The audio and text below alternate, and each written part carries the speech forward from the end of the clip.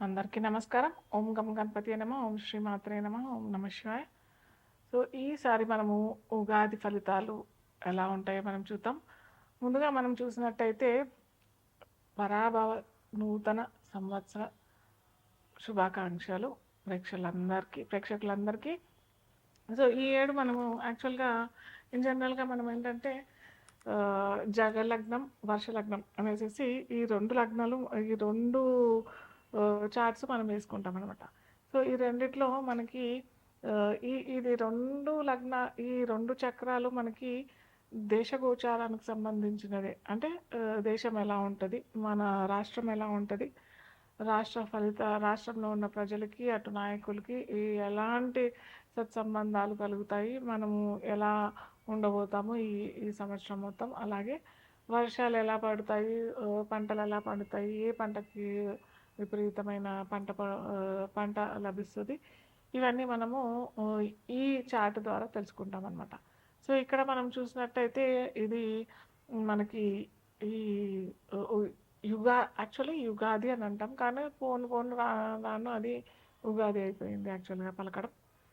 So ఇక్కడ అది పెద్ద స్టోరీ. ఈ ఉగాది ఎట్లా అయింది అనేది పెద్ద స్టోరీ. అది పక్కన పెడితే మనము ఈ జకలగ్న చార్ట్ చూసినట్టయితే వర్షలగ్నం చార్ట్ చూసినట్టయితే మనకి వర్షలగ్నాధిపతి అయిన ఆ, గురు అంటే మీన లగ్నంలో పడబోతుంది మనకి. ఆ టైంలో మనకి ఉగాది అనేది స్టార్ట్ అవుతుంది. సో ఈ లగ్నాధిపతి అయిన గురువు కూడా మిథునంలో అంటే చతుర్థంలో ఉన్నాడు కాబట్టి ఈ సంవత్సరం మనందరికీ సస్యశ్యామలంగా సిరి సంపదలతో ప్రజలందరూ హాయిగా తులతూగుతారని చెప్పచ్చు. అయితే ఇక్కడ మనకి రాజు, మంత్రి ఇవన్నీ కూడా చూస్తామన్నమాట. రాజు ఇక్కడ ఎవరయ్యారు అంటే గురువు అయ్యారు.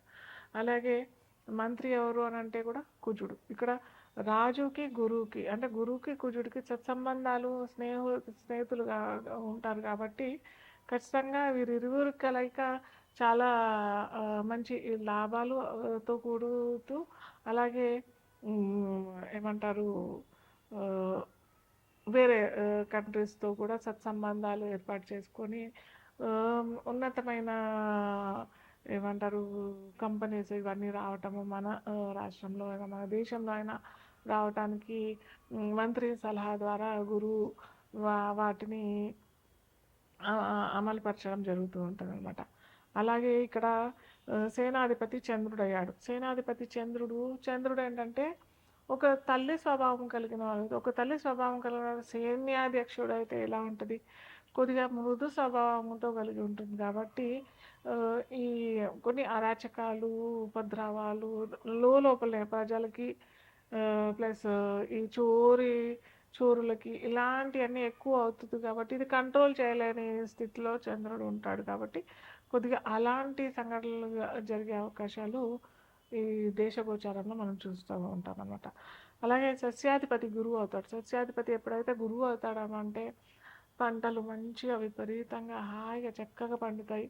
ఎటువంటి కొద్దిగా ఎప్పుడైతే పర్సనల్గా మనం చూసినట్టయితే ఆ ఆ ఆ రైతులు కనుక కుజు లేదా శని కనెక్షన్ వచ్చినట్టయితే ఆ పంటలు నష్టం పొందడం, మనము పర్సనల్గా చూసుకున్నట్టయితే ఆ పంటకి నష్టం వచ్చే అవకాశాలు ఉంటాయి.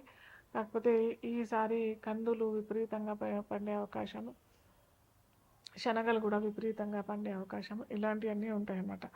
ధాన్యాధిపతి కూడా బుధుడయ్యాడు కాబట్టి ఇలా ఈ అదే ఏమంటారు ఈ ఏడు మొత్తం ధాన్యానికి కొదవ లేకుండా ఉంటుంది మన రాష్ట్రంలో మటుకు మనం చూసినట్టయితే. అర్ఘ్యాధిపతి కూడా చంద్రుడు అయ్యాడు కాబట్టి మనకి ఎటువంటి ధనానికి కానీ ధాన్యానికి కానీ సిరి సంపదలకి వాటి ఎటువంటి లోటు లేకుండా ఉంటుంది. అలాగే గురువు రాజు అయ్యాడు కాబట్టి మనకి అందరికీ అటు ప్రజలకి అటు నాయకులకి సత్సంబంధాలు కలిగే అవకాశాలు, మంచి మంచి పథకాలతో ప్రభుత్వాలు రావటం ఇలాంటివన్నీ కూడా చక్కగా జరుగుతాయి. మేఘాధిపతి కూడా చంద్రుడు అయ్యాడు కాబట్టి మనకి మంచి వర్షాలు, మంచి ఏమంటారు పంటలు పండించే వర్షాలు అంటే ఏంటంటే పంటలు పండించే వర్షాలు అని చెప్పడానికి ఏంటంటే మనం పంట కావాల్సిన టైంకి వర్షాలు వస్తే మంచిది కదా. ఫ్లడ్స్ ఇలాంటివన్నీ రాకుండా ఉండకుండా అలాంటి వర్షాలు కాకుండా మామూలుగా మనకి ఎంత కావాలో ఎంత సస్యశ్యామలంగా కావాలి అని అనుకున్న వారికి అంత వర్షాలు మేఘ మేఘ గర్భం దాల్చే అవకాశం మనకి జూన్ మిడ్ నుంచే చాలా అవకాశాలు ఉన్నాయి. తొందరగానే మనకి వర్షాలు తొందరగానే సస్యశ్యామలం చేసే అవకాశం మనకి ఈ సంవత్సరం మొత్తం ఉంటుంది. అలాగే రసాధిపతి శని కాబట్టి కొద్దిగా ప్రజలు బాగా అన్నీ చక్కగా ఉన్నాయి కదా, ధనానికి లోటు లేదు, అటు వృత్తులకి ఏమీ లోటు లేదు. ఇవన్నీ ఉండేసరికి కొద్దిగా నీరసించే అవకాశం ఉంటుంది. పని ఒత్తిడి వల్ల కొద్దిగా లేజీ అయ్యే అవకాశాలు కూడా ఉంటుంది కాబట్టి అది కొద్దిగా గమనించాల్సిన విషయం. మిగతా అన్నీ అయితే చాలా చక్కగా అన్నీ మంచిగా ఉన్నాయి. నీరసాధిపతి గురువు అయిపోయాడు కాబట్టి ఇక్కడ గురువుకి శనికి ప్రజలందరూ కూడా గురువుకు శనికి రెమెడీ చేసుకున్నట్టయితే, ఇప్పుడు మనం చూసినట్టయితే కూడా గోచార గురుడు కూడా మనకి ఈ జూన్ తర్వాత కర్కాటక రాశిలో ఉచ్చ రాశిలో పొందుతాడు కాబట్టి ధనానికి ఎటువంటి ఇబ్బంది ఉండదు. ఒకవేళ వారికి పర్సనల్గా చెప్తున్నాను, పర్సనల్ జాతకులకి చూసినట్టయితే గురువు కనుక వారికి మంచి ప్లేస్లో లేదు అని అంటే మటుకు ఖచ్చితంగా గురువుకి నేను ముందర చెప్తూ ఉంటాను. గురువుకి మీరు ఖచ్చితంగా రెమెడీస్ పరిహారాలు చేసుకున్నట్టయితే ధనానికి ఎటువంటి ఇబ్బంది లేకుండా అవుతూ ఉంటుంది. పరాభవనామ సంవత్సరంకి అన్ని రాశులకి ఆదాయ వ్యయాలు అలాగే రాజపూజ్యం అవమానం ఎలా ఉంటుంది మనం చూసినట్టయితే, ద్వాదశ రాశులకి ఫస్ట్ మనం చూసినట్టయితే మేషరాశి వారికి ఎలా ఉంటుంది అని చూసినట్టయితే, మేషరాశి వారికి ఆదాయం 11, వ్యయం 5, రాజపూజ్యం 2, అలాగే అవమానం 4. సో ఈ రాశి వాళ్ళు ఏంటంటే చాలా మటుకు చూసినట్టయితే ఆదాయం బాగానే ఉంది కాబట్టి వ్యయం తక్కువే ఉంటుంది అని అనుకుంటారు. కానీ ఇక్కడ రాజపూజ్యము చాలా తక్కువ వచ్చింది కదా, రాజపూజ్యం అవమానం ఎక్కువ డబుల్ అయిపోయింది కాబట్టి వీరు ఖచ్చితంగా వీళ్ళు లైఫ్ ఈ ఇయర్ మొత్తం మేష లగ్నానికి అధిపతి, రాశికి అధిపతి అయిన కుజుడిని కనుక వీళ్ళు నిత్యం అంటే మంగళవారాలు ప్రతి మంగళవారం కుజుడికి సుబ్రహ్మణ్య స్వామి ఆరాధన, సుబ్రహ్మణ్య స్వామికి తేనెతో అభిషేకం చేసుకున్నట్టయితే ఈ అవమానం అనేది ఈ రాజపూజ్యం బాగానే ఉంది అని అనుకున్నట్టయితే మటుకు రాజపూజ్యాన్ని మనం పెంచవచ్చు. ఈ పరిహారం చేసుకుంటే ఖచ్చితంగా వీరికి బాగుంటుంది. అలాగే ఈ ఎరుపు వస్తువులు ఏమన్నా దానం చేసుకుంటే కూడా చాలా మంచిది వీరికి. ఎంత వచ్చింది? ఇలాంటివన్నీ ఉంటాయన్నమాట. ధాన్యాధిపతి కూడా బుధుడయ్యాడు కాబట్టి ఇలా ఈ అదే ఏమంటారు, ఈ ఏడు మొత్తం ధాన్యానికి కొదవ లేకుండా ఉంటుంది మన రాష్ట్రంలో మటుకు చూసినట్టయితే. అర్ఘ్యాధిపతి కూడా చంద్రుడయ్యాడు కాబట్టి మనకి ఎటువంటి ధనానికి కానీ ధాన్యానికి కానీ సిరి సంపదలకి వాటి ఎటువంటి లోటు లేకుండా ఉంటుంది.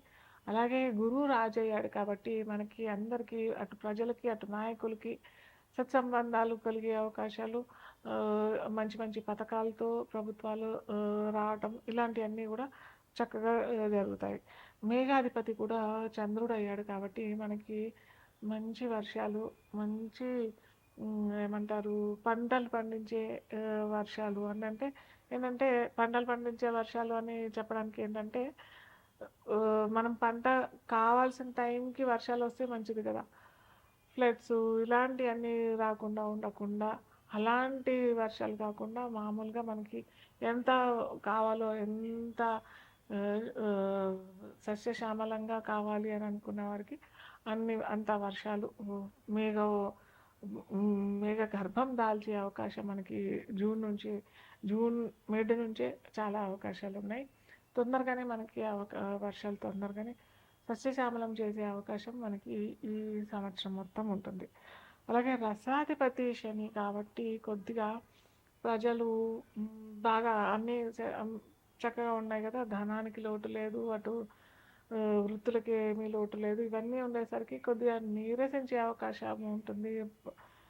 పని ఒత్తిడి వల్ల కొద్దిగా లేజీ అయ్యే అవకాశాలు కూడా ఉంటుంది కాబట్టి అది కొద్దిగా గమనించాల్సిన విషయం. మిగతా అన్నీ అయితే చాలా చక్కగా అన్నీ మంచిగా ఉన్నాయి.